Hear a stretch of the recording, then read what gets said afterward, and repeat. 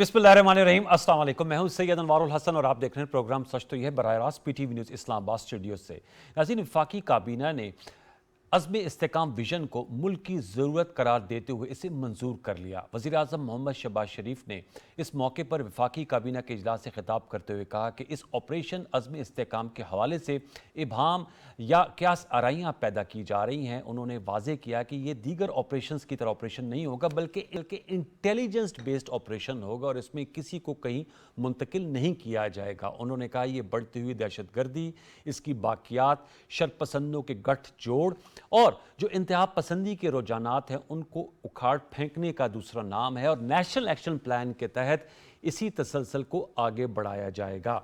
आज वज़ीर दिफा ख्वाजा आसिफ साहब ने भी इसके बाद प्रेस कॉन्फ्रेंस की। इस मौके पर उन्होंने कहा कि इस हवाले से जमातों के जो तहफ़्फ़ुज़ात हैं या उनके जो खदशात हैं उनको दूर किया जाएगा और पार्लिमान में इस सिलसिले में बहस भी कराई जाएगी। उनकी जो प्रेस कॉन्फ्रेंस है उसका एक मुंतखब हिस्सा हम आपके सामने रखते हैं, आइए सुनते हैं।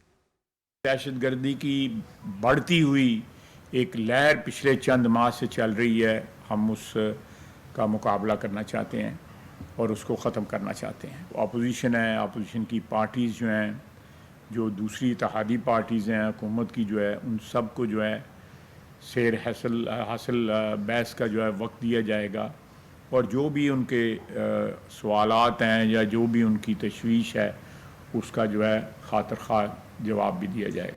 जी, ये आपने उनकी गुफ्तगू सुनी। साथ में मीडिया इतलात के मुताबिक पाकिस्तान तहरीक इंसाफ ने कल इसी मामले पर ग्रैंड कबायली जिरगे का इनेकाद का फैसला भी किया है। दूसरी जानिब, जैसे हमने कल आपको बताया था आज भी वफाकी बजट पे बहस का सिलसिला जारी है। कौमी असम्बली में आज चेयरमैन पीपल्स पार्टी बिलावल भुट्टो जरदारी साहब ने तकरीर की और उन्होंने कहा कि अवाम को इससे कोई दिलचस्पी नहीं कि कल कौन जेल में था, आज कौन जेल में है और आइंदा कल कौन जेल जाएगा। अवाम को फ़िक्र है रोटी, कपड़ा और मकान की। उन्होंने हिज़्ब इख्तिलाफ से कहा कि वो आएँ, बैठें और मसाइल के हल के लिए मुतबादिल तजावीज़ दें। साथ में उनका ये भी कहना था कि हुकूमत ने जो दहशतगर्दी के अफरीद का मुकाबला करने के लिए फ़ैसला किया है उसको पीपल्स पार्टी सपोर्ट करेगी। फिर भी शिकवा किया उन्होंने जो पीपल्स पार्टी कर रही है कि बजट मेकिंग प्रोसेस में उनको ऑन बोर्ड नहीं किया गया। इस हवाले से आज हमने ये भी देखा कि कौमी असम्बली में बजट पे जो डिबेट हो रही है उसको आज समेटा गया। वज़ीर ख़जाना मोहम्मद औरंगज़ेब साहब ने इस मौके पे उन्होंने कहा कि हमें अपने टैक्स टू जीडीपी रेशियो को 13% पे लाना होगा, स्टेट ओन इंटरप्राइजेस में रिफॉर्म्स करना होंगी, पीआईए समेत ऐसे इदारे जो खसारे में जा रहे हैं जिनकी ज़रूरत नहीं उनकी निजकारी करना होगी। इसके साथ साथ जो स्टेशनरी पर जो टैक्स लगाया गया था, सेल्स टैक्स, उस पर इस्तिस्ना बरकरार रहेगी। प्राइम मिनिस्टर शहबाज शरीफ साहब ने भी खिताब किया और उन्होंने कहा कि ये जो बजट इस दफ़ा आया है ये IMF के साथ बातचीत के सिलसिले में बजट सामने रखा गया है। तो इन नुकात पर हम आज की नशिस्त में गुफ्तगू करेंगे। 3 मुमताज़ शख्सियात हमारे साथ शरीक गुफ्तगू हैं, उनका तारुफ आपसे करा देते हैं। हमें ज्वाइन किया है कैसर अहमद शेख साहब ने, वफाकी वज़ीर बराए बहरी अमूर और ख़ुद भी एक बिज़नेस कम्युनिटी से आपका ताल्लुक़ है, MNA है। आपका बहुत शुक्रिया कैसर अहमद शेख साहब। हमें ज्वाइन किया है सैयदा शैला रज़ा साहिबा ने, पीपल्स पार्टी की मरकज़ी रहनुमा है, मेंबर कौमी असम्बली है। आपका बहुत शुक्रिया। हमें ज्वाइन किया है शौकत पराचा साहब ने, senior anchor person, senior journalist analyst. आपका भी बहुत शुक्रिया शौकत पराचा साहब। कैसर अहमद शेख साहब, आज वफाकी काबीना का इजलास हुआ, वफाकी काबीना के मेंबर हैं। ये अज़्म इस्तेकाम ऑपरेशन से अगर हम ज़रा आगाज़ कर लें, ज़ाहिर बात है बजट पर तो आपका फोटे है, उस पर हम बात करेंगे। उन्होंने प्राइम मिनिस्टर साहब ने कहा कि इस हवाले से जो लोगों में ये तशवीश पाई जाती है कि शायद एक दोबारा ऑपरेशन शुरू किया जा रहा है स्वात की तर्ज पे या जैसे माजी में ऑपरेशन हो, ये इंटेलिजेंस बेस्ड ऑपरेशन होगा। लेकिन साथ में हम देख रहे हैं चाहे वो पाकिस्तान तहरीक इंसाफ है, मौलाना फजल रहमान है, जमात इस्लामी, ANP हैं, वो इस पे बड़े मोतरज़ हैं। पीपल्स पार्टी ने अलबत्ता सपोर्ट करने का फैसला किया है। तो क्या कहेंगे, जैसे वज़ीर दिफा साहब ने कहा कि पार्लियामेंट में इस पर डिबेट होगी? देखिए, ये अज़्म इस्तेकाम आज बात हुई कौमी, जब हमारी कैबिनेट की मीटिंग हुई जी, और पहले भी क्लियर कर दी कि असल में आपने देखा कि चीन के CPEC के मिनिस्टर तशरीफ़ लाए जी बिल्कुल। और उनकी ये ख्वाहिश है, चाइना की ये ख्वाहिश है कि पाकिस्तान में एटलीस्ट जो CPEC है, जो चाइनीज़ के आज यहाँ हैं और जिस तरह की डेवलपमेंट हो रही है उस पर किसी किस्म का इख्तलाफ न हो, तमाम पार्टियाँ उसमें शामिल हों, क्योंकि ये मुल्क की तरक्की की बात है, किसी एक पार्टी के साथ नहीं। पार्टियां तो आती जाती रहती हैं, यहाँ पर तब्दील भी होते रहते हैं, लेकिन चाइना के साथ पाकिस्तान के तल्लुकात बहुत गहरे हैं सब पार्टियों के और तमाम तलखाती- पार्टियों के नुमाइंदगान मौजूद भी थे। जी मौजूद थे। वो जो सब एक नशिस्त पार्टियों हुई ने थी। इसका इजहार किया कि हम चाइना के साथ मिल के एग्री कर रहे हैं कि वो जो, लेकिन देखिए उसके बावजूद उनके सिक्योरिटी के प्रॉब्लम थे। अब उनका क्या कसूर है, उनके चाइनीज़ इंजीनियर्स का जो उनके ख़िलाफ़ एक्शन हुए और जो दहशतगर्दी की कार्रवाइयाँ हुई, तो वो चाइना में मैं 50 बार से ज़्यादा गया हूँ, मैं उनके मिजाज को समझता हूँ। वो इस बात पे उन्होंने कहा कि हम सबसे जाके खुद बात करेंगे, और आके उन्होंने बात की। अब जब उसके बाद ये अज़्म इस्तेहकाम की बात हुई प्राइम मिनिस्टर साहब ने, तो यही उसी का फॉलो अप था ना, ये चाइना के साथ हमारी गुफ्तगू शनीद हो रही है, या उनको यकीन दहानी हम करा रहे हैं कि हम तमाम पार्टी भी इकट्ठे हैं और आपके हम जो सिक्योरिटी के मामलात हैं उनको पूरी तरह अटेंड करेंगे, उनको उसके ऊपर पूरी तवज्जो कर रहे हैं।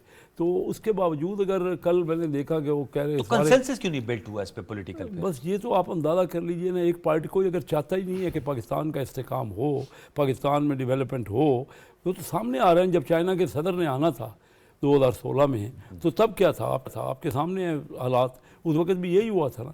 तो कोई पावर ऐसी भी है जो पाकिस्तान में इस्तेहकाम नहीं चाहती। नहीं, लेकिन वो तो आप पीटीआई की तरफ इशारा कर रहे हैं ना, लेकिन उस पे मैं इस दफा किसी तो नहीं, ऑब्वियसली चाइनीज या विजिट वो तो उस वक्त एएनपी और मौलाना फजल रहमान जो माजी में आपके इत्तेहादी रहे हैं, वो भी इस पे अदम एतमाद का इजहार कर रहे हैं। उन्होंने मैंने तो नहीं सुना उनकी तरफ कोई बयान आया होगा, लेकिन असेंबली में तो उनके किसी बंदे ने नहीं कहा। असेंबली के अंदर तो सिर्फ जो इख्तलाफ सारा खुल के कल हुआ, वो तो पीटीआई के मेंबरान या जो सुन्नी तहरीक कह लें उनके मेंबरान या आज़ाद मेंबरान, उसमें कोई भी मौलाना फजल रहमान का बंदा उनमें शामिल नहीं था इस बात पे। ओके। और अब लेकिन आप एज ए पार्लियामेंटेरियन समझते हैं, जैसे ख्वाजा आसिफ साहब कह रहे थे वजीर दिफा, कि पार्लियामेंट में इसमें बहस हो और जो लोगों की राय है, जैसे स्वात ऑपरेशन था या दीगर ऑपरेशन थी, शैला रजा साहब भी मौजूद हैं, इस पर बाकायदा डिबेट होती थी और नेशनल एक्शन प्लान का ये हिस्सा है। नेशनल एक्शन कोई नई चीज़ तो है नहीं। नेशनल एक्शन प्लान बाकायदा असेंबली में डिबेट हुई, डिस्कस हुआ। मैं खुद उसमें असेंबली में मौजूद था, बड़ी तफसील से डिस्कस हुआ। जब स्कूल पे पेशावर के आर्मी स्कूल पे हमला हुआ उसके बाद तो देखिए मुश्तरका तौर पे ये सबका यूनानिमस कंसेंसस था, उसमें फैसला हुआ।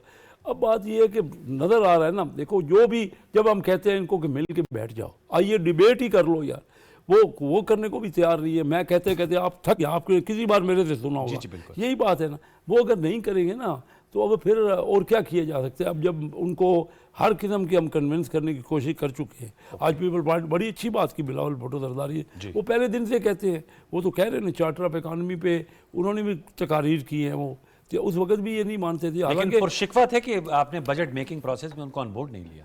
वो उनका शिकवा बजा है, मैं ये नहीं कहता कि तो हम लेंगे ना उनको हमने यही कहा ना। अब तो बजट पास हो रहा है। नहीं यही शेख साहब, नहीं क्या पास हो रहा है, पास किधर हो रहा है, यही तो दिन होते हैं। तो डिबेट तो वाइंड अप हो गई ना आज। नहीं, डिबेट वाइंड अप हो गई, उनका शामिल अभी कुछ, अब देखे ना उनका जो डिस्कस हुआ ना, उनसे पहले डिस्कस हुआ तभी उनकी पार्टी शामिल हुई है ना। हम तो उनसे लिया ना, हमने उनको शामिल किया ना कि बैठिए शैला रजा साहब खुद आपको बताएंगे। हमने उनको हर किस्म का, उनके बगैर नहीं होगा। पीपल पार्टी हमारा हिस्सा है।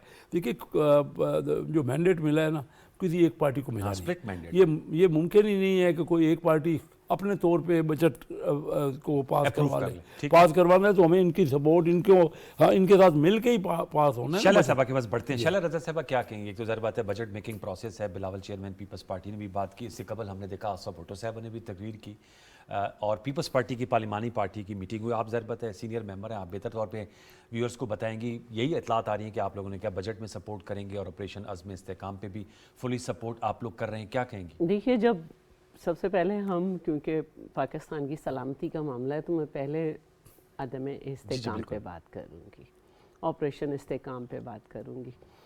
जब एक दफ़ा नेशनल एक्शन प्लान मंजूर हो चुका, तो अब जब भी कभी ऊंच नीच होगी तो उसमें आपको खुद ब खुद ऑटोमेटिकली उस पर काम करना है। ठीक है। और जहाँ तक मैंने पढ़ा, मैंने इस पर असेंबली में क्वेश्चन भी डाला है कि सिर्फ जनवरी से अप्रैल तक 60 तो पुलिस स्टेशंस पे हमले हुए केपी में, और पता नहीं कितने और जो है वहाँ पे। मेरे पास भी कुछ फिगर्स हैं, अगर आप इजाज़त दें। मैं बिल्कुल मैं भी शेयर कर लूँ, क्योंकि मेरा क्वेश्चन भी है।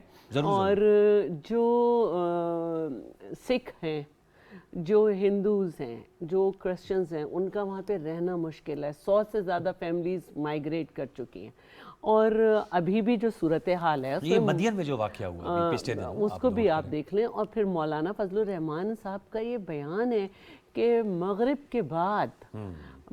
के बाद केपी की पुलिस थाने से बाहर नहीं निकल सकती। अब ये पुलिस सिंध की तो है नहीं या पंजाब की भी नहीं है जो सही कह रही करप्ट हो, ये तो केपी की पुलिस है जिसको जो है 10 साल में उन्होंने मेरिट पे रखा है। अगर वो नहीं निकल सकती है, फिर आज ये भी हमें पता चला कि वो लोग बाकायदा, जैसे अफ़गानिस्तान का हमने सुना था एक ज़माने में, तालिबान के हर एक जो है अपनी चेन लगा लगा के बैठ गया और भत्ता वसूल करता है, पूरी उन्होंने अपनी टोल बनाई हुई है, इस तरह से हो रहा है। तो उसमें यकीनन कि वो जो एक रिलैक्सेशन का एक पीरियड हो गया था कि इलेक्शन भी हुए, वहाँ से लोग भी आए, सब उसको अब ख़त्म करना पड़ेगा। पुलिस और रेंजर्स और जो भी वहाँ की सर्विसेज और फोर्सेस हैं, सारे मिलकर अगर वो एक टारगेटेड काम करेंगे, इसमें किसको एतराज़ है? क्या वहाँ के लोग खुश हैं?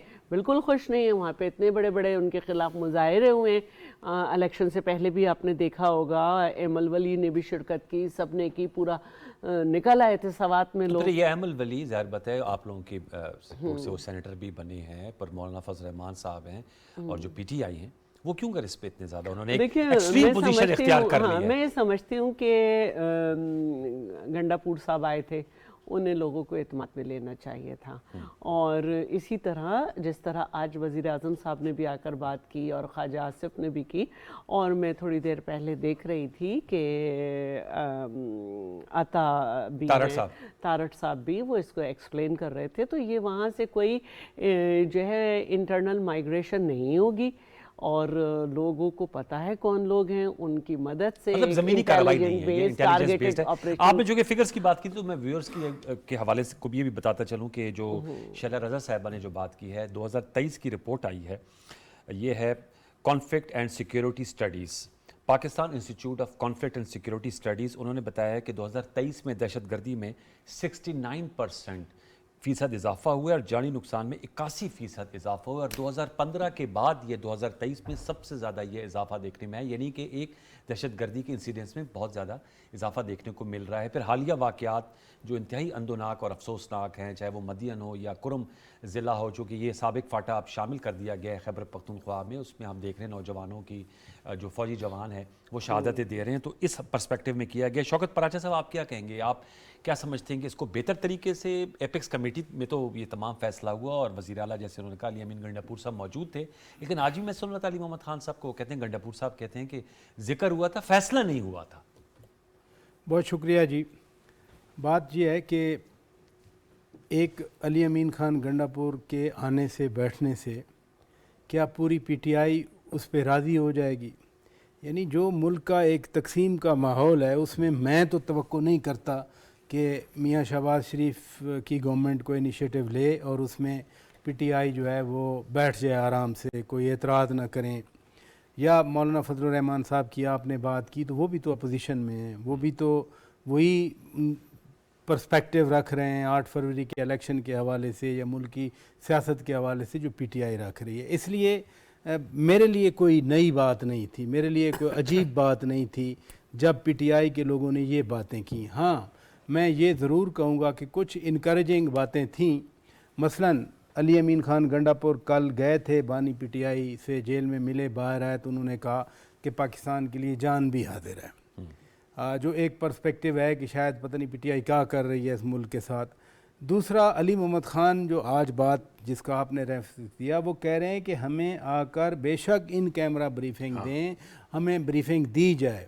वो ये नहीं कह रहे कि हम जो है ना कोई जिरगे की आपने बात की, देखे ना ये कोई मीडिया में खबर आई थी कि कुछ जिरगा कर रहे हैं। नहीं, आज वो बाकायदा उन्होंने कहा है कि हम कल जिरगा करेंगे, जिरगा कर रहे हैं। अब मुल्क का एक कानून है, जिरगे के हवाले से सुप्रीम कोर्ट के फैसले भी मौजूद हैं। फाटा अब फाटा नहीं रहा, ट्राइबल एरिया नहीं है, आज़ाद इलाका नहीं है, वो मुल्क के उस बंदोबस्ती इलाके का हिस्सा है, यानी जो जहाँ सेटल्ड एरिया है। लेकिन यहाँ 1 2 3 सवाल ज़रूर पैदा होते हैं। नंबर 1 कि जब फाटा मर्ज किया गया एक आइनी तरमीम के ज़रिए, तो जो वादे किए गए थे क्या पूरे किए गए? क्या डेवलपमेंट वहाँ की गई? आपने कहा कि हम बाकायदा मेन स्ट्रीम में लाएंगे, 100 अरब रुपया हम हर साल देंगे, सूबे भी कंट्रीब्यूट करेंगे, मरकज़ भी देगा अपने बजट से। कितना पैसा दिया गया? और मैं ख़ास तौर पर बात कर रहा हूँ जो पीटीआई के लोग आज एतराज़ करते हैं, अपनी गवर्नमेंट के दौरान 3.5 साल उन्होंने वहाँ क्या किया। दहशतगर्दी बड़ी है, ये मान लेना चाहिए। जो बात मुराद सईद 2.5 साल पहले कर रहे थे, आज वही हो रहा है, लेकिन उसका तदारुक भी तो उन्होंने करना था ना। ये तीसरी गवर्नमेंट है खैबर पख्तूनख्वा में। और अजीब सी बात है, खुद कह रहे हैं कि शाम के बाद थाने बंद हो जाते हैं और ख़ुद ही ऐसे ऑपरेशन की मुखालफत कर रहे हैं। या तो पहले वाली वो बात ना करें, आप कह दें कि जी हमारे मुल्क में बिल्कुल सब अच्छा है। जैसे एक दफ़ा परवेज़ खटक साहब ने कहा था कि खैबर पख्तूनख्वा में तो गुर्बत ही ख़त्म हो गई, कच्चे मकान भी ख़त्म। आपको याद होगा वो कह रहे थे खैबर पख्तूनख्वा में तो कोई गरीब नहीं। या तो कह दें कि वहाँ बिल्कुल अमन है, वहाँ कोई नहीं है। बात और अगर ज़्यादा बढ़ाई जाए तो फिर जो जिनको ज़रबे अदब के बाद निकाला गया था पाकिस्तान से, वो यहाँ से चले गए थे, उनको वापस क्यों लाया गया? सबसे बड़ा सवाल ये है। ये बड़ी सबसे बड़ा सवाल ये है। में इस पे आपने जो बात की, जो अली मोहम्मद खान साहब को कोर्ट की, इन कैमरा ब्रीफिंग होनी चाहिए कैसर शेख साहब, ताकि ये जो हकायक हैं कि वो जो 5 से 6 हज़ार लोगों का कहा जाता है कि जो तालिबान वापस आए गए और सेटल किया गया, ज़ाहिर बात है वो एक तरह से अंग्रेजी में कहते हैं स्लीपर सेल्स ही है ना, उनके नरम गोशा रखते हैं उनके लिए। तो इस पर कोई ब्रीफिंग हो ताकि पता चल सके कि 2015 के बाद क्यों कर 2023 में अचानक 69% इजाफा हो गया। आप एग्री करते हैं? नहीं, वो तो आप जिस तरह के वो तो फिगर्स बता रही हैं ना, आपने फिगर्स बताई। नहीं, इन कैमरा ब्रीफिंग की जो बात की गई कि इस पे जरा कोई इन कैमरा आप लोगों को ब्रीफिंग दी जाए कि ये ब्रीफिंग भी हो जाएगी। बजट तो जब चाहेंगे हम देखिए ना, हम तो कह रहे हैं कि हमारे साथ बैठो, बार बार उनसे गुजारिश कर रहे हैं। और क्या करें, आज भी बिलावल भुट्टो जरदारी साहब ने कहा, उसके चार्टर ऑफ इकानमी की भी बात की। इन कैमरा ब्रीफिंग क्या, हम तो कह रहे हैं जब बातचीत होगी तो कोई चीज़ होगी ना। अच्छा, लेकिन हमारे साथ बैठने को तैयार नहीं है किसी पार्टी का। आपने ठीक है पीटीआई की बात की, मैंने मियां इफ्तिखार हुसैन साहब जो सूबाई सदर हैं एएनपी के, उन्होंने बड़ी इस पे एक पोजीशन ली है। फैसल करीम कुंडी साहब जो गवर्नर है उनसे मिलने गए थे और उन्होंने कहा कि जी इसके मास्टरमाइंड तो पंजाब में, तो वहाँ भी ऑपरेशन किया जाए। उन्होंने ये भी आर्गूमेंट दिया, इसलिए मैं आपके सामने रख रहा हूँ। जो आपका ताल्लुक पंजाब से, ऐसा नहीं है कि पंजाब में या नहीं होगा, पूरे मुल्क में एक सूरत हाल चेंज होगी। आपने जो कराची में इस वक्त इतना अनरेस्ट देखा है, तो वहाँ से भी रेवेन्यू जनरेट करते हैं ना, जो इतने डकैतियाँ होती हैं। बलूचिस्तान की सूरत हाल भी बहुत ख़राब है। तो ये नहीं है कि किसी एक ही जगह, जब टारगेटेड की बात की जा रही है और इंटेलिजेंस बेस की बात की जा रही है, तो एक साथ ही होगा ना, ऐसा तो नहीं है। और पहले भी कराची में बहुत बड़ा ऑपरेशन हुआ है। वहाँ की तो आप बात करते हैं फाटा वगैरह की, लेकिन कराची में सबसे बड़ा ऑपरेशन हुआ है, क्योंकि कराची में टारगेट इजी हो जाता है सबको। तो ये कहना कि किसी के साथ सौतेला सलूक होने जा रहा है या कुछ होने जा रहा है, ऐसी बात नहीं है। और यकीनन कि हमें ये करना है। और ये बहरहाल सवाल जो है जवाब तलब है कि वो लोग जो वहाँ की भी जेल में थे, उनको कैसे छुड़ा के यहाँ पे लाकर रिहेबिलिटेशन के नाम पे उनको आबाद किया गया। और फिर इसके बाद सियासी बातें शुरू हो जाती हैं कि उन्होंने भी तो अपना क्या कहते हैं कहा था कि हमारी तरफ से बातचीत कैदी नंबर 804 करेगा। तो इसमें ना जो अभी तक जो एतराज़ात आए हैं, मसलन कहा जाता है कि जी पहले ऑपरेशन हुए तो अब क्या ज़रूरत है। देखिए ना, नेक मोहम्मद वाला ऑपरेशन था, उसके बाद ड्रोन आए, उसमें बैतुल्ला मसूद, हकीमुल्लाह मसूद मारे गए। फिर राहे अमन पीपल्स पार्टी ऑपरेशन राहे रास्त और राहे निजात भी हुआ था। फिर ज़रबे अज़ब हुआ और एक रद्दुल फ़िसाद भी हुआ था। अच्छा, ज़रबे अज़ब के बाद रद्दुल फ़िसाद, यही था इंटेलिजेंस बेस्ड ऑपरेशन था। लेकिन क्या इन ऑपरेशन में अमन आया या नहीं आया? सवात में जो ऑपरेशन हुआ उसके बाद ज़िंदगी बिल्कुल नॉर्मल हो गई। ज़रबे अज़्म हुआ, इसी नॉर्थ वज़ीरिस्तान में कोई बंदा जा नहीं सकता था। मैं सरकार की बात कर रहा हूँ। जो गवर्नमेंट की रिट थी वो तो ख़त्म हो गई थी। इलाका रिकैप्चर किया गया, लेमी से सो के वापस लिया गया और फिर वहाँ पर एक नॉर्मल जो लाइफ थी वहाँ पर सरकार की रियासत कायम हुई। तो ये कह देना कि जी पुराने जो ऑपरेशन थे उनका कोई फ़ायदा नहीं हुआ, दिस इज़ नाइव टू से। सवात का मैंने कहा कि it was a big success Swat का। और कैसा प्रिसाइज था कि हर टेबल को, हर अलमारी को, हर कमरे को बाकायदा सर्च किया गया कि असला गोला बारूद तो नहीं है। और कितनी पिच्ड बैटल हुई थी। एक जगह Pichhohar, if I can pronounce correctly, तो वहाँ बाकायदा जंग हुई थी, बिल्कुल, हेलीकॉप्टर से एयर ड्रॉप्स हुए थे, बाकायदा कमांडोज तौर पर हमारे। जंग हुई थी। और ये वो इलाके हैं, मसलन मेजर जनरल सलाउल्लाह खान नियाजी शहीद के किए गए बिल्कुल आखिरी इंच के ऊपर, वहाँ तक वो लोग पहुँचे हुए थे। लेकिन जब रोज़ाना की बुनियाद पर 5-6 जवान शहीद हों और यही दहशत गर्दी का शिकार हों, तो क्या रियासत खामोशी से बैठी लेकिन रहे? इस पे पराचा साहब, मैं शैलत साहब इसलिए नुक्ता बार बार उठा रहा हूँ कि ज़ाहिर बात है यहाँ पर वो मौजूद नहीं है, लेकिन लेट मी प्लेस अ डेविल्स एडवोकेट कि मौलाना फजल रहमान साहब हों या PTI हो, वो जो इलाके जिनका हम जिक्र कर रहे हैं, मेरे ख्याल में 80% नुमाइंदगी उनके जो मेम्बरान असम्बली हैं वो उन्हीं दो जमातों के हैं। तो आप समझती हैं, और अवामी नेशनल पार्टी जो है वो जो पिशावर वैली है उसमें उनकी प्रेजेंस मौजूद है। ज़ाहिर बात है PMLN और पीपल्स पार्टी भी, लेकिन वो ज़्यादा इस वक्त मेजॉरिटी में, उनको ऑन बोर्ड लेना इसकी कामयाबी का ज़्यादा जामिन नहीं साबित होगा? बिल्कुल लिया भी जाएगा, ऐसी कोई बात नहीं है। देखें, जब कराची में हो रहा था तो ये अलग, मैं उस बहस में नहीं जा रही कि मियां नवाज शरीफ गए, उन्होंने कहा लॉजिस्टिक सपोर्ट देंगे, कुछ नहीं हुआ था। लेकिन सिर्फ गवर्नमेंट ऑफ सिंध की जो थी, जिनको CM को कप्तान कहा गया था, उनका जो एक कॉपरेशन था रेंजर्स से, उससे कामयाबी हुई। तो अगर हम ये कहें जनरल कि नसीरुल्लाह बाबर ने किया था, वो तो पहले थे, वो तो वो तो काफी पुरानी, वो तो बहुत पहले की, वो लेकिन MQM के देखिए खिलाफ वो था, तो MQM के खिलाफ था। जिसमें वो बाकायदा वो ये एक कहना कच्ची चाह रही ग्राउंड हूँ था या कि समथिंग। आपको इससे हट के आना पड़ेगा कि ये आपके वोटर्स हैं, अच्छा, आपको इससे ऊंचा Above होना होना होगा। पड़ेगा। इसलिए कि ये कहना कि ऑपरेशन से फ़ायदा हुआ, नहीं हुआ, लेकिन क्योंकि हमारे मुल्क में इसमें रिलीजन को इन्वॉल्व किया जाता है, तो वक्तन फ़वक्तन उनके फैसिलिटेटर्स मौजूद हो जाते हैं। और फिर सीधी एक बात है कि जो गुर्बत है, जो हमारे मुल्क के हालात हैं, इनसर्टनिटी है, बहुत सारी चीज़ें हैं, तो उसमें हमें बहरहाल सख्त फैसले हर हाल में लेने होंगे और करना होगा। हम अपने लोग तो नहीं मरवा सकते ना, चाहे कोई सी भी ज़बान बोलने वाले वहाँ पे रहते हों, लोग तो हमारे हैं ना, चाहे इवन नॉन मुस्लिम हैं, हमारे लोग हैं, बिल्कुल पाकिस्तानी है। बिल्कुल। कैसर शेख साहब, सर इस पे one word and then we move on to budget, जो कि आपका अपना सब्जेक्ट है। आप समझते हैं कि इस पे, जैसे आज प्राइम मिनिस्टर शहबाज शरीफ साहब और डिफेंस मिनिस्टर साहब ने कहा कि इस पे ऑन बोर्ड लेकर हतमी पेशरफ्त होगी ताकि ये जो दहशतगर्दी की बाक़ियात हैं इनका सफाया हो सके, क्योंकि आपने जैसे कहा चाइनीज़ के कंसर्न है, एवरीडे पाकिस्तानीज़ के भी कंसर्न हैं, उन सबको हमने ख़त्म करना है। देखिए ना, जो हम बात कर रहे हैं इसमें तो कोई दो राय है नहीं। और लाजमी तौर पे लेकिन इस पर इख्तलाफ है ना सियासी तौर पे। ये जो कहते हैं ना कि हमें ऑन बोर्ड लिया जाए या हमें, देखिए इसमें तो कोई मना करनी है। पहले भी ये जो हुआ है एक्शन प्लान, उस पर असम्बली ने और सेनेट ने उसमें बाकायदा डिस्कस किया है।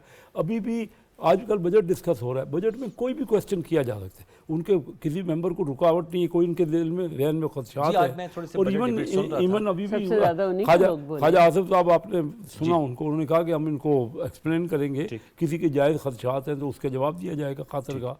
तो ये तो, लेकिन ये सब मुतफिक हैं कि उसके बगैर अब चारा नहीं। ओके, पॉइंट जो हालात है। Point taken. Now coming to budget sir, कैसा शेख साहब बताइएगा, बजट पे बहस तो समेट ली गई। कल मैंने प्रोग्राम किया, 128 सिफारिशात सेनेट ने भिजवाई है कायमा कमेटी ने असम्बली को, उनको कोई अकोमोडेट किया जाएगा, किया गया है? स्टेशनरी पे तो आज बात की है वज़ीर ख़जाना साहब ने कि वो जो सेल्स टैक्स है उस पर इस्तिस्ना बरकरार रहेगा।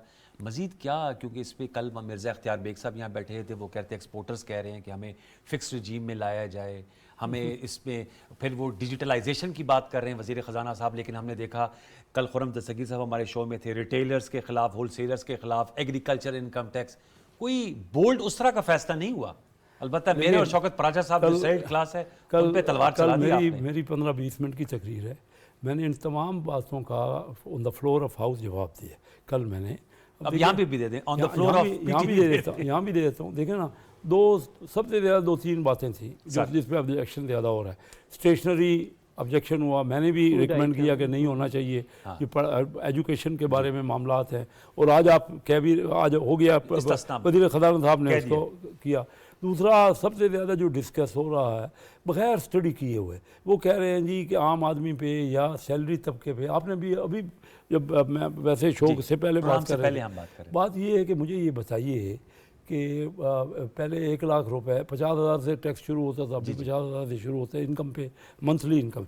1 लाख पे पहले 2.5% थी, उस पर टैक्स था, अब 5% हो गया। एक और रिबेट को मिला के ना उसका अलाउंस मिला 1,000 रुपये बढ़ गए।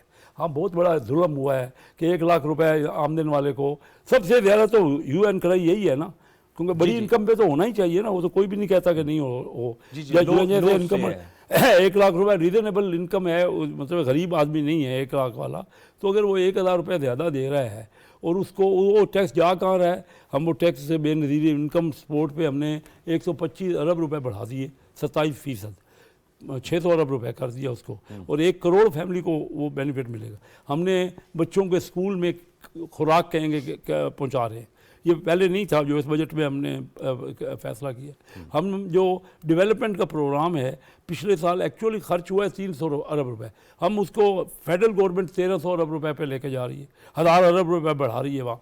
तो 1000 रुपए बढ़ने को तो हर कोई कह रहा है कि भाई किसी की लाख रुपए इनकम है, कमी की अखराजात में तो बहुत कमी है। अखराजात सारे 24% इंक्रीज, सुने तो सही ना, अखराजात क्या है आपके बराबर में, आपने क्या लाई है हमारे कह रहे हैं उनका, कह रही उसका जवाब मेरे सुन लेना, वो तो बड़ी समझदार, क्योंकि समझती हैं बात को।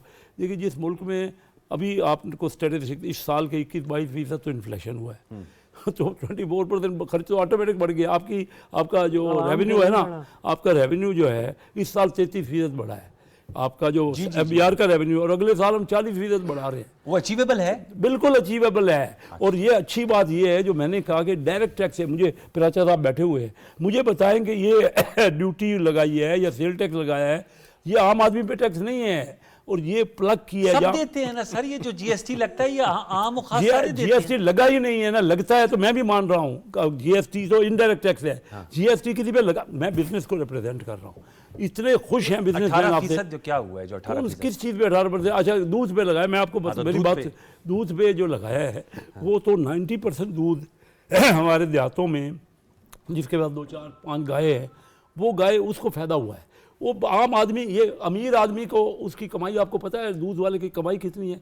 आप उसका अकाउंट देखिए, 40% वो कमाई कर रहा है। अगर उसने कमाई में थोड़ा कमी करेगा, 18% कमी करे ना उसमें, अगर करेगा वैसे कम, क्यों नहीं करेगा? जब जब दूध आम कंज्यूमर पे डालेगा, सारिफ पे नहीं डाल सकेगा ना। अप्रूव नहीं हुआ है, 20 रुपए बढ़ गए हैं और पहली तारीख के बाद 50 रुपए बढ़ेंगे। वो बड़े सही है, ये सही कह रही हैं, वो बढ़ के वापस आ जाएगा, बेनिफिट उनको दिया। आज तक पाकिस्तान में कुछ चीज बढ़ के वापस आई है, देखिए आप भी यही पर है, हम भी यही पर। उनको लगा नहीं है ना, बढ़ के वापस तब नहीं आती जब टैक्स लगता है। इस वक्त हमने बेनिफिट, देखिए हर एक को प्रोटेक्शन देते हैं। मेरी बात सुन लें, ठीक है, छोटी इंडस्ट्री भी होती है ना, उसको प्रोटेक्शन दी जाती है। अब दूध वाले को, जो गाय वाला है, जो गाय जिनके पास है, मुझे पता है, मैं जाता हूँ, मैं लोगों के पास जाता हूँ जिनके पास चंद गाय या भैंस हैं, वो अगर दूध बेचते हैं, उनको तो फ़ायदा करवाना है। हमने छोटे बंदे को फ़ायदा कराया। किसको टैक्स लगा है? जो अरबों रुपए कमा रहा है, जो दूध वाला है। आप निकाल लीजिए, उनके रिजल्ट निकाल लीजिए। वो बहस लंबी हो जाएगी। नहीं, बहस लंबी नहीं है, इसमें 2 राय ही नहीं हो सकती। अगर कोई करता है तो गलत करता है, इसमें गलत राय अगर कोई कहेगा तो मैं उसको रिफ्यूट करूँगा। हमने ये वो बात कर ले, हमने अमीर आदमी को लगाया है और हमने SMEs को फायदा पहुंचाया। सर वो कह रहे हैं अमीर लोगों को टैक्स लगा है। जिसकी 6 लाख तनख्वाह है, 6 लाख से ज्यादा पे उसको पहले 5% देना पड़ता था, 7 स्लैब थे, अब 5 कर दिए। उसको जो है अब 5% देना होगा। नहीं, पहले कितना देना पड़ता था? पहले 2.5, अब 5%। हाँ, तो 1000 बढ़ गया। मैं तो कह रहा हूँ 1000 रुपए कहाँ से फिगर किया सर साहब ने? कौन सी कैलकुलेटर पे आपने? मुझे बात करने दें। देखिए, फिच ने और मोडीज ने दोनों ने कहा है कि IMF को ये बजट पसंद आ गया, लेकिन इसके नतीजे में महंगाई होगी, और हो गई। ईद से पहले ही महंगाई हो गई थी। और देखें, जब आप रेवेन्यू आपने जनरेट करना है तो जितना आप टैक्स लगाएंगे इतनी ही महंगाई होगी, और जब महंगाई भी हो गई, आपका टैक्स भी बढ़ गया, तो तनख्वाह बढ़ाने का क्या फ़ायदा हुआ? जितनी तनख्वाह आपने बढ़ाई उससे ज़्यादा आपका ये सब हो गया। दूसरी बात यह है कि जब आपने लेवी जो है वो बढ़ाई, मैं मानती हूँ कि ये लेवी जो है ये नए माहदे से नहीं बढ़ी है। ये PTI जो माहिदा करके गई थी उसमें लेवी को 80 तक जाना था, और ये वही माहिदा है, उसकी कंटिन्यूएशन लेवल का करने जाएंगे माहिदा। तो ये उसी की कंटिन्यूएशन है, लेकिन ये इनडायरेक्ट टैक्सेस भी चल रहे हैं ना। तो ऐसे में अगर हम मेडिकल इंस्ट्रूमेंट पे, चैरिटेबल हॉस्पिटल्स पे, चैरिटेबल हॉस्पिटल्स का आज वजीर खजाना ने कहा कि हम देख रहे हैं उस पे। ठीक है, उसको भी उसको कहा देख है, रहे हैं। बल्कि मैं ये बता रही हूँ आपको। लेकिन कैसा साहब कह रहे हैं दूध के बढ़ने नहीं, से नहीं, जो है मैं वो बहुत आपको फायदा बता- हुआ एक है, मिनट, बहुत मैं अच्छा आपको किया बता है, रही हूँ, आम देखिए, आदमी के लिए फायदा है। 80 से 100 बिलियन हम फाटा और पाटा के टैक्स को वापस करेंगे तो ये हमारा इसका मसला है। 100 बिलियन के टैक्सेस में और भी फ़र्क आएगा, क्योंकि IMF इस पे राज़ी हुआ है कि ज़ाहिर है कि इतनी महंगाई पाकिस्तान के लोग अफोर्ड नहीं कर सकते। पहले ही 40% से ज़्यादा लोग ख़त्े गुर्बत के हैं, तो ये 200 बिलियन का मसला आ रहा है, लेकिन इसको कड़वा घूंट पीना पड़ेगा। देखें, मैं एक बात कहना चाहती हूँ, 80% अगर आप अपने टोटल बजट का आप हाई डेट सर्विसिंग यानी कि एक आप बड़ा अमाउंट, इनक्रेडिबल अमाउंट आप कर्ज में उतारेंगे, तो यहाँ पे बातचीत दरकार थी कि शौकत तरीन ने कहा था कि जब पीपल्स पार्टी ने IMF से मायदा किया था तो इंतहाई आसान शराइत पे किया था। यहाँ पे शराइत में अगर तमाम पार्टीज आ जाती और IMF से बात होती, अब सिर्फ एक इनकम सपोर्ट प्रोग्राम है जिसको थोड़ा बढ़ाया तो आप गया लोग है, शामिल नहीं होते ना काबीना में। अदरवाइज कोई भी सोशल प्रोटेक्शन का प्रोग्राम नहीं है। लेकिन अब उस पे तो social protection 27 से का 29% इजाफा किया है ना थोड़ा बेनजीर सा इनकम ना, सपोर्ट में। हमें तो और चाहिए था ना, 27% जितनी हमारी गुर्बत है, जितनी हमारी अनसर्टेनिटी है, तो कोई भी सोशल प्रोटेक्शन का प्रोग्राम नहीं है। तो एक तो मैं ये कहूँगी, देखें, हम मुखालफत नहीं कर रहे, हुकूमत ने बहुत कोशिश की है, 87 बिलियन कर्ज भी उतारा है, रेमिटेंस भी बढ़ाया है, सर्कुलर डेट भी सही है, और आपका ट्रेड डेफिसिट भी बहुत अच्छा रहा है कि हुकूमत ने अच्छा काम किया। लेकिन यहाँ पे आके हुकूमत के हाथ इतने बंद गए हैं कि आपको बेल आउट पैकेज के अलावा चारा नहीं है। और जैसे आज प्राइम मिनिस्टर साहब ने भी कहा कि IMF इसमें शामिल है जो बजट मेकिंग आप है। बिल्कुल नहीं बाहर हट सकते, और आप मजबूर इसलिए लेकिन हैं कि आपकी क्रेडिबिलिटी चैलेंज है। स्टिल आपको वादे हुए हैं, आपने एक्सटर्नल इन्वेस्टमेंट की कमेटी बनाए हुए 1 साल हो गया है, लेकिन सरमाया सिर्फ हमारे पास एनर्जी में और IT सेक्टर में आया, इसलिए कि पाकिस्तान में पॉलिसीज का तसलसल नहीं है, और पॉलिटिकल अनसर्टेनिटी है, और बहुत सारे इस तरह के मामलात हैं, सिक्योरिटी के मामलात हैं, कि वही बात आ गई कि कौन अपने लोगों को यहाँ भेजेगा। तो इस वजह से बहुत मसाइल हैं हुकूमत के सामने। लेकिन अगर इसी हाई डेट सर्विसिंग पे नेगोशिएट सारी पार्टीज के साथ मिलके की जाती तो कुछ बहुत बेहतर हो जाता, टैक्स कलेक्शन में बेहतरी हो जाती। जैसे मैं आपका टाइम ले रही हूँ, 375 बिलियन जो है हम सैलरीड लोग टैक्स देते हैं, लेकिन रिटेलर तो इतना नहीं देता। सनत इंडस्ट्रीज तो इतना नहीं देती। अच्छा, और अभी भी 75 अरब का इजाफी डाल दिया टैक्स। कराची के अलावा 22 लाख दुकानें पूरे पाकिस्तान में सिर्फ 30,000 टैक्स देती हैं। कैसे सब इन पे क्यों नहीं आनी हाथों से निपटा जाता? पे काम होना चाहिए था, इनको निपट ऑन रहे बोर्ड हैं। होना चाहिए था। आज भी कहा और एक और में कुछ है, आपकी इजाजत से एक बात और कर लूं, एक बात और कर लूं, एक बात इस डॉक्यूमेंट में, बजट डॉक्यूमेंट में कोई है? एक बात और कर लूं। देखिए, न्यूज़पेपर एजेंसीज की आवाज़ किसी ने नहीं उठाई। ये जो न्यूज़ प्रिंट है ये इंपोर्ट किया जाता है, ठीक है, इस पर भी आपने GST 10% लगा दी। अब छोटे अखबारात तो बंद हो जाएंगे, उनके इश्तहारात के मामलात पहले ही आपने नहीं कंसीडर किए, उनके पैसे भी नहीं दिए गए फेडरल और सूबाई सतह पे। तो ये सारी बातें हैं। एक्सपोर्टर भी कह रहा है कि भाई सुपर टैक्स भी लगा दिया और आपने हमें नॉर्मल रजीम में भी डाल दिया। हम पहले ही 1% देते थे, हमारे फंड्स भी रुके हुए, उनकी वापसी की बात नहीं। तो अगर देखिए, जब बजट बनाया जाता है ना तो तमाम माशी तबकात को साथ लिया जाता है, मुख्तलिफ क्लास के अहवाल का। सबसे बड़ा तबका उनको भी उनकी गुफ्तगू में शामिल करें ना। जो देखे ना, वो तो फुल गवर्नमेंट है जी, वो तो फुल गवर्नमेंट है, ये भी आधी गवर्नमेंट है। हम हिमायती, ठीक है, हम हिमायती, वही ना, आधी गवर्नमेंट तो है ना। बात ये है, 15 मिनट इन्होंने दोनों ने गुफ्तगू की है, बड़े मोहतरम है मेरे लिए, सिवाय टैक्स के कोई बात ही नहीं हुई। और यही अलमिया है इस बजट का कि सिवाय टैक्स के इस बजट में कुछ भी नज़र नहीं आया। बड़े नारे थे, बड़े दावे थे कि इस्लाहात होंगी, किधर इस्लाहात हैं? मोहम्मद औरंगजेब साहब कौन सी इस्लाहात लेके हैं? SOEs का आज कह रहे थे, प्राइवेटाइजेशन का कह रहे हैं, पेंशन रिफॉर्म्स का कह रहे हैं। जब होगा तो हम देखेंगे ना। फिलहाल क्या हुआ है? फिलहाल सिर्फ टैक्स लगा दिया गया। 4,000 अरब रुपए का टैक्स है भाई। ये शेख साहब तो 1,000 रुपया सही कह रहे हैं, 2,000 सही कह रहे होंगे, लेकिन टोटल 4,000 अरब का टैक्सेस हैं जो अभी नए लगे हैं।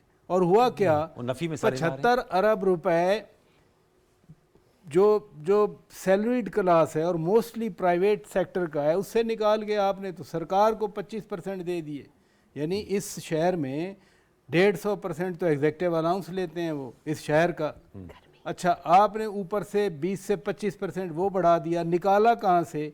गवर्नमेंट ने तो अपने खजाने से नहीं निकाला ना, प्राइवेट सेक्टर से 35% से 45% तक निकाल कर उधर दे दिया। ये कौन सा इंसाफ है, जिसकी बात आप भी कर रहे थे।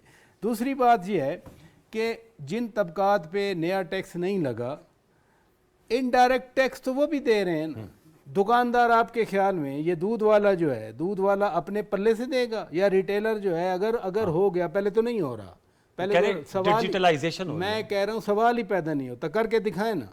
आप ख्याल में बिल नहीं? नहीं, विल का क्या मतलब? हाँ। यानी इस गवर्नमेंट की कॉन्स्टिट्यूएंसी क्या है?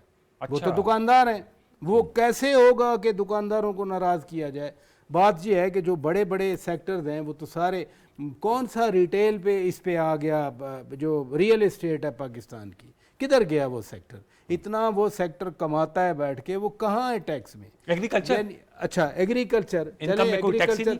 एग्रीकल्चर आगे बढ़े, इंडस्ट्री की यानी कोई ग्रोथ होती, हमें पता चलता मुल्क की इनकम बढ़ रही है। वो किधर है ऐसी चीजें? ये कैसा साहब, ये जो बड़ी फिक्र अंगेज गुफ्तगू की है कि इसमें जो टैक्सेस हैं, टैक्सेस इससे अच्छा देखिए, मैंने बजट जब कैबिनेट में हो रहा था ना, मैंने उस वक्त भी वज़ीर ख़जाना को भी और वज़ीर आज़म को भी मुबारक दी।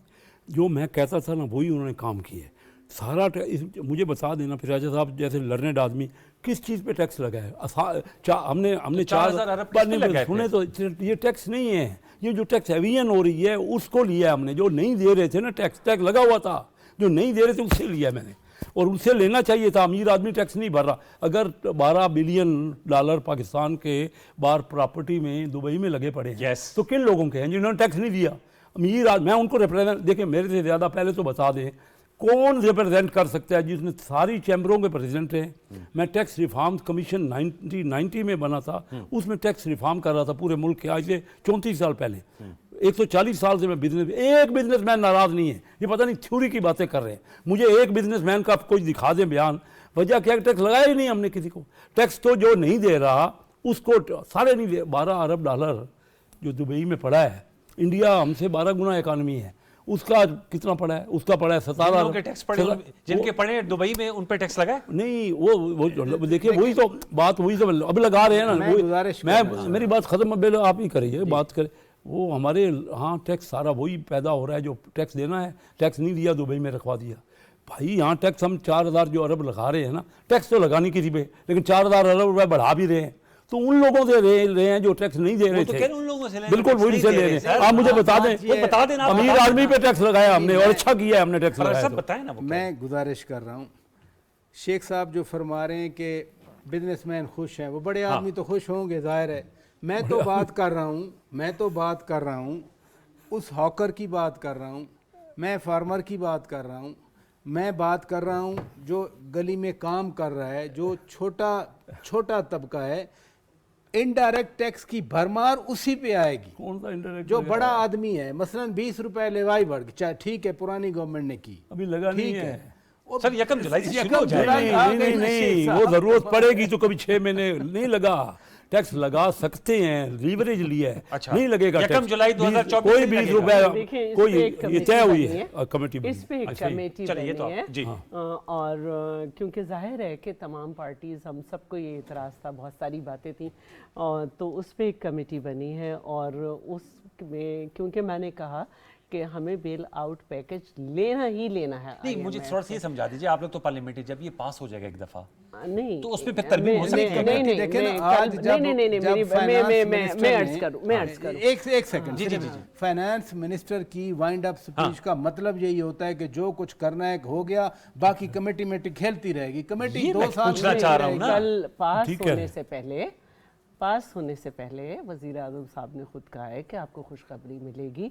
IMF के पास उस कमेटी ने जाकर ये सारी सिफारिशात रखी हैं कि एक तो फाटा पाचा का टैक्स और तकरीबन ये जो फूड आइटम पे और बहुत सारे मेडिकल पे और इस पे, तो उस पे एक रजामंदी आई है। तो इंशाल्लाह ये वापसी हो जाएगी। हाँ। और मैं एक बात कहना चाहती हूँ कि हम इतनी मुश्किल पोजीशन में देखें इसलिए आए हैं कि रियासत पाकिस्तान का ये एक इम्प्रेशन गया है कि रियासत पाकिस्तान इंटरनेशनल लेवल पर मायदे करके मुकर जाती है। ओके, एक और नुक्ता मैंने उठाना। तो अब हमें बड़े सख्त मसलों से गुजरना पड़ रहा है।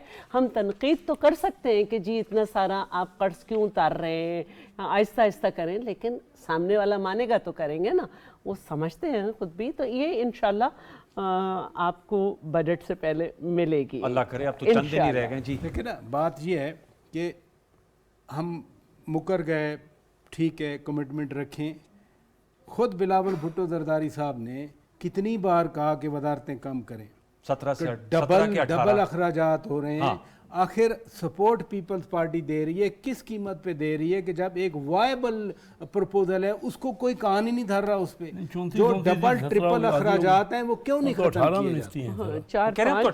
तनख्वाह एक पैसा नहीं ले रहा कोई वजीर। अच्छा नहीं, आप भी ले रहे ना, नीचे स्टाफ तो सारे वजीर नीचे जो सेक्रेटरी एग्जैक्टली बात नहीं हो रही ना, वजारतें घट गई है ना, वजारतें में ये बात थी कि बहुत सारी मिनिस्ट्रीज डिवॉल्व होनी है ऐसे ही। और इसके अलावा ये कि जब से सूबे सर्विसेज पे सेल्स टैक्स कलेक्ट करते हैं, सिंध का बहुत अच्छा रिजल्ट है। हम ये चाहते हैं कि 18वीं तरमीम में ये बात भी है कि गुड्स पे भी टैक्स जो है वो सूबे कलेक्ट करें। अच्छा, लेकिन यहाँ पे बात जी प्राइम मिनिस्टर साहब ने कौम से खिताब से आज वजीर खजाना औरंगजेब साहब ने कहा ये आखिरी प्रोग्राम होगा। You think it will be the last program? आखिरी प्रोग्राम IMF का, ये बजट का नहीं, ये बजट आखिरी नहीं होगा। नहीं, ये बजट जो है यानी अगला बजट भी IMF में ही होगा। प्रोग्राम 5 साल के लिए और 3 साल के लिए होते हैं। IMF प्रोग्राम की बात कर। हाँ, हमारा यही इरादा है। प्रोग्राम आखिरी नहीं है, वो शेख साहब का ये 3 साल का जो पीरियड है उस 3 साल तक तो हम प्रोग्राम में रहेंगे, उसके बाद हम और नया प्रोग्राम उनसे नहीं लेंगे। आप समझते हैं ऐसा हो जाएगा? मैं बिल्कुल समझ, आप अंदाज़ा नहीं कर रहे। 40% पाकिस्तान की तारीख में कभी रेवेन्यू बढ़ाने की नहीं बात हुई, 40%, और वो भी ले रहे हैं हम लेंगे। इस बार 30% तो इस साल बढ़ा है, 33% इस साल बढ़ा है, कभी बढ़ा नहीं था। वैसे आपस की बात है, आप MNA ये 75 अरब रुपए MNAs के लिए क्यों रखे गए हैं? MNA वो तो डेवलपमेंट का प्रोग्राम है, डेवलपमेंट होना। आप मुझे बताइए, कोई जेब में थोड़ी लगता है, इसे बिल्कुल लगता है। ये गलियां मोहल्ले, ये सारे जो आपके स्कूल, हर चीज में लगता है। जो सीवरेज के प्रोग्राम है। आप बिलीव करती हैं कि इंशाल्लाह this is going to be the last IMF programme? फिर मैं क्लैरिटी से कह रहा हूं। देखिए, इसका बहुत सारी चीज़ें पाकिस्तान के हालात से भी जुड़ी हुई हैं। पाकिस्तान में पॉलिटिकल स्टेबिलिटी होनी चाहिए, पॉलिसीज़ का जो है तसलसल होना चाहिए, सिक्योरिटी सही होनी चाहिए, और ये जो गैर तरक्याती काम है इन्हें कम होना चाहिए, जो नुमाइशी काम है उन्हें ख़त्म होना चाहिए। यही चीज़ें हो सकती हैं ना। और ये कि आप जो है ना अजीब अजीब सी बातें ना करें कि सिम ब्लॉक कर देंगे। सिम तो 18 साल के बच्चे की भी है, सिम तो बूढ़े माँ बाप के पास भी है जो इस वक्त फाइलर नहीं है, और सिम तो 24 साल तक हमारे यहाँ के बच्चे पढ़ रहे होते हैं, उनकी भी है। तो ये फजूल बातें ना करें। जो NIC नंबर है वही NTN नंबर है, और इस तरह की बातों में अगर हम गए तो मसले होंगे। रिटेलर्स को देखें, इंडस्ट्रियलिस्ट को देखें, लग जाएगा उन पे? इन पे लगना चाहिए। मेरी बात निकल गई, इन पे लगना चाहिए। आपकी कॉन्स्टिट्यूएंसी आप नहीं लगाएंगे, ये भी कहा था प्राचा साहब। थोड़ी सी हमें पॉलिसीज को देखना है। अभी गंदम देखिए, मैं मुख्तसर 2 लफ्ज़ बोल रहा हूँ। देखिए, बजट क्या होता है, हमने इस साल बजट डेफिसिट को भी कम किया है। अच्छा। जो इस साल 7% है, अगले साल 5.9 होगा बजट। दूसरा, हमने करंट अकाउंट को भी कम किया है। जो छोड़ के इन्फ्लेशन को कम करें, सबसे अहम नुकता ये है। 32 से 12 है, 32 से 12 हो गया, दोबारा ना हो जाए, ज्यादा दोबारा नहीं होगा। 4000 अरब के टैक्सेस हैं। अगला बजट पूरा हमने 12% पे ही बनाया है, एस्टिमेट हमारा 12% पे है। जी मैडम, आप एक बात कहनी थी। देखिए, पॉलिसीज की बात हो रही है ना, जैसे पहले गंदम पे हो गया ला, अभी 112 अरब की हमने दालें भी मंगवा ली, तो हमारा काश्तकार को क्या करना है? यस सर, आप लास्ट वर्ड। लास्ट वर्ड क्या? IMF का आखिरी प्रोग्राम है ना? नहीं, सुने, मैं मैडम ने इतने सारे ifs and buts Ifs and गिनवा buts. दिए कि सियासी इस्तेकाम हो, सिक्योरिटी ठीक हो। आपको सियासी इस्तेकाम नज़र आ रहा है? आइंदा 1 साल में, 2 साल में, 3 साल में, 4 साल में आपको सिक्योरिटी सिचुएशन मुस्तहकम होती नज़र आ रही है? वो देखे ना, वो क्या है कि कई बार चमन महका, कई बार बाहर आई। अगर 23 प्रोग्राम ले लिए तो मैं कैसे कहूँ कि 24वां नहीं कोई होगा, एंड भी तो होना चाहिए 25वां सर, राजा साहब, नहीं। एंड जो भी तो प्री होना चाहिए। कंडीशन इन्होंने सही कहा है, जो प्री कंडीशन बताई हैं, अगर वो आपके ख्याल में इन फोर्सिएबल फ्यूचर हम हासिल कर सकते हैं, फिर तो मैं आपकी बात से एग्री करूं या वज़ीर ख़जाना साहब की बात से एग्री करूं। जब वो मुझे नज़र नहीं, ये कल सुबह होगी, कल तो हेयरिंग नहीं है, परसों फिर हेयरिंग होगी सुप्रीम कोर्ट की, फिर सारा दिन जो है वो रिपल्स चलेंगी इस मुल्क में। उधर से जनाब वो कल जिरगे की खबर आएगी, क्या मैसेज जाएगा मुझे ये बताएं। एक सवात वाला वाक़या हुआ है, पूरी दुनिया ने जो पाकिस्तान के दामन में दाग लगाया है पूरी दुनिया में कि ये तो मारते हैं, ये तो जला भी देते हैं। क्या ये ट्रेंड कम हो रहा है? ये सोचने की बात बड़ी है। अहम थॉट प्रोवोकिंग आपने क्वेश्चंस इन उठाए। कामों पे हमें नज़र रखनी है, इनके बारे में वेरी सोचना है। Important, thank you very much lady and gentleman, क्योंकि अब प्रोग्राम का वक्त खत्म हुआ जाता है। शेख साहब, आपने बड़ी एनिमेटेड टॉक की और ज़बरदस्त मुकदमा लड़ा, आई मस्ट अप्रिशिएट यू। चला रज़ा साहब, आपने अच्छा किरदार अदा किया, एलाइव भी है और साथ में तनकीद, मुस्बत तनकीद की, और प्राचा साहब आप उठाया। अब देखते हैं, अल्लाह करे। हिमायती है, इत्तेहादी नहीं। हिमायती इत्तेहादी नहीं, ये फ़र्क ज़हन में रखिएगा। व्यूअर्स, इसके साथ ही प्रोग्राम को क्लोज करेंगे। कल तक के लिए सैयद अनवारुल हसन और सच टेक के प्रोडक्शन टीम को इजाज़त दीजिए। अपना बहुत सा ख्याल रखिए और आने के बाद